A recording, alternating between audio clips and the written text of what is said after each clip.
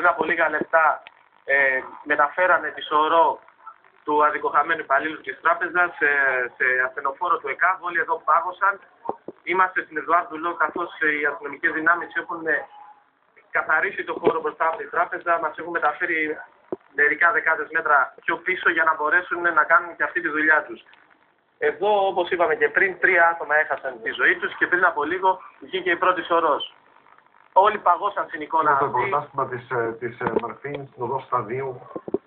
Ακριβώς δίπλα από την πλατεία Κλαφών. Εκεί όπου μια ομάδα διαδηλωτών πέταξε τις βόμβες Μολότοφ και οι 3 άτυχοι υπάλληλοι, ανάμεσά τους και μια 30χρονη γυναίκα, η οποία ήταν έγκυος στον 4ο μήνα, βρήκαν φρικτό θάνατο από τις αναφηνιάσεις στον 3ο από του κτηρίου, όπου κατέφυγαν για να γλιτώσουν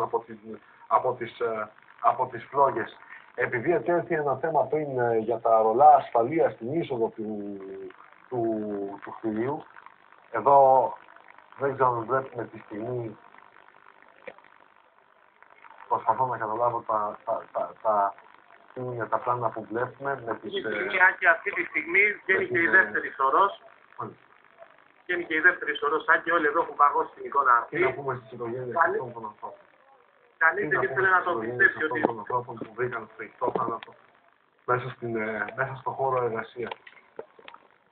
Είναι τραγικές οι στιγμές που εκτελήσονται εδώ στο κέντρο της Αθήνας στα 2:23. Βέβαια, επειδή το κτίριο είναι διατηρηταίο, γι' αυτό και δεν επιτρέπεται να τοποθετηθούν, από όσο με ενημερώνουν, τα λεγόμενα ρολά ασφαλείας, που θα μπορούσαν ενδεχόμενα να προστατεύσουν τους όσους υπάλληλους βρίσκονται μέσα στο υποκατάστημα εκείνη την ώρα.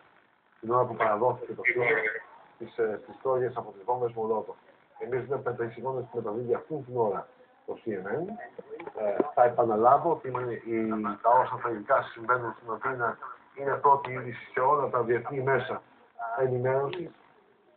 Ακούσαμε και τον κ. Βαϊβαλιώτη νωρίτερα να μας μεταφέρει το κλίμα που μεταφέρουν όλα τα διεθνή μέσα ενημέρωσης, αλλά και τις δηλώσεις του κ. Βαν Ρομπέιν, του Προεδρεύοντος του Ευρωπαϊκού Συμβουλίου.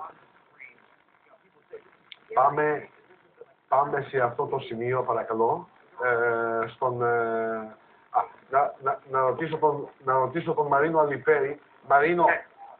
Μαρίνο, άλλοι συνάδελφοι των τριών υπαλλήλων της τράπεζας που βρήκαν τον τριτό θάνατο βρίσκονται εκεί. Μπορούμε να ακούσουμε ή αν έχουμε συλλέξει μαρτυρίες από τα όσα συνέβησαν εκεί.